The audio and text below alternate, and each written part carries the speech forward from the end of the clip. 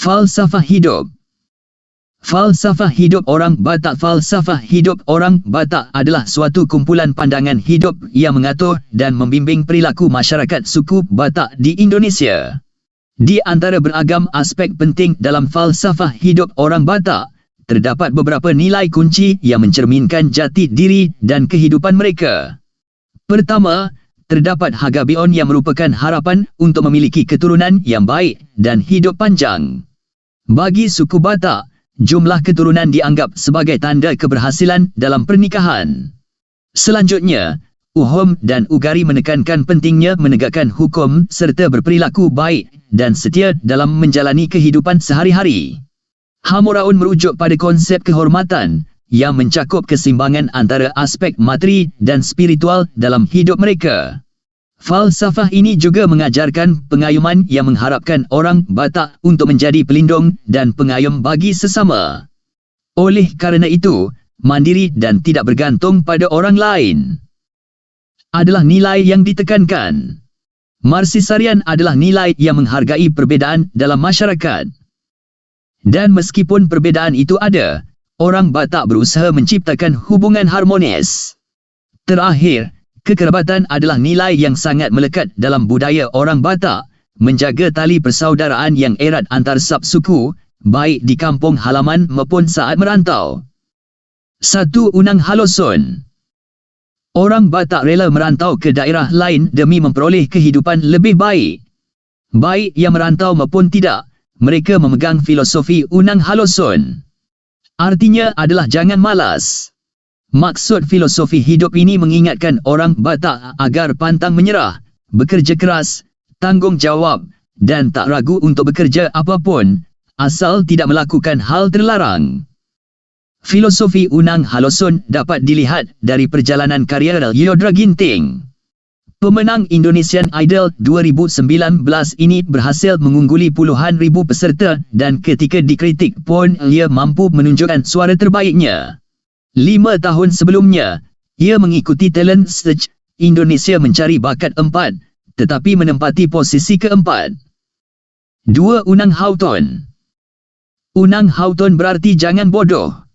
Filosofi ini mengajarkan kepada putera-puteri Batak untuk menyelesaikan pendidikan setinggi-tingginya, baik perempuan maupun laki-laki, untuk mencapai tujuan kesuksesan mereka. Kerana dengan sekolah tinggi didukung kerja keras akan mengubah kehidupan mereka. Orang tua Batak akan berusaha keras agar anak-anaknya bisa sekolah tinggi, sehingga anak-anak tersebut sukses dan kaya. Sebut saja Luhut Binsar Panjaitan, Menteri Koordinator Bidang Kemaritiman dan Investasi Indonesia 2019-2024, Hot Mercy Tompuel, pengacara, D. Lestari Simangunsong, penulis buku, Butet Manurung, pelaku pendidikan alternatif, dan masih banyak lagi. 3. Membuat MAS Sian Torun Nireri. Keinginan untuk sukses dan kaya tak membuat orang-orang Batak menghalalkan segala cara. Pasalnya, mereka memiliki filosofi hidup membuat MAS Sian Torun Nireri. Maknanya adalah tidak menjalani keuntungan dari jalan yang salah alias pantang serakah. Misalnya memfitnah, mencuri, atau korupsi. 4. Nasuh matanggak dihata, nasuh matahut dibohi. Salah satu kunci sukses dalam hidup adalah jujur. Prinsip ini juga dimiliki oleh orang Batak. Nasuh matanggak dihata, nasuh matahut dibohi, yang artinya berani mengatakan kebenaran dan kesalahan. Dari hal tersebut, maka heran jika orang Batak bicara lantang dalam mengatakan segala hal. Mereka berkata jujur dan memiliki prinsip kuat. Jika kamu menghadapi orang Batak, jangan baper mendengar perkataannya. Kerana di lubuk hati paling dalam, mereka baik hati dan loyal terhadap teman. 5. Nal til saw hinalom nal teleng saw hinarpian. Secara harfiah, Nal til saw hinalom nal teleng saw hinarpian diartikan berat sebelah tidak dipikul, yang mirip tidak dialasi. Maksudnya jangan congkak dan meremehkan orang lain. Meski orang Batak kaya, ia harus menerapkan filosofi hidup tersebut.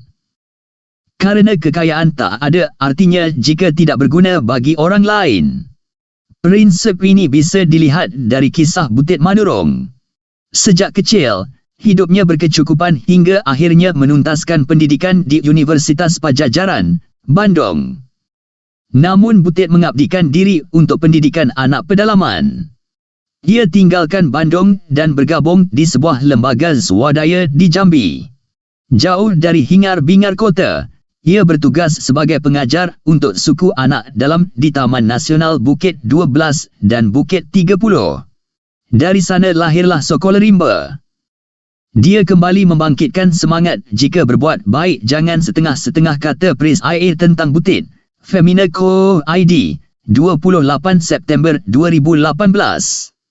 Pris IA adalah pemeran Butit dalam filem Sekolah Rimba. Tak ada salahnya untuk menerapkan filosofi hidup orang Batak dalam kehidupan sehari-hari. Kerana kelimanya adalah kunci sukses. Demikian sejarah Batak dan suku Batak dari sejarah hingga kebudayaannya oleh saya Ernawati Wiwit Manurung, mahasiswi Sekolah Tinggi Teologi Pantai Costa Kota Batam. Rabu tanggal 18 bulan Oktober tahun 2023.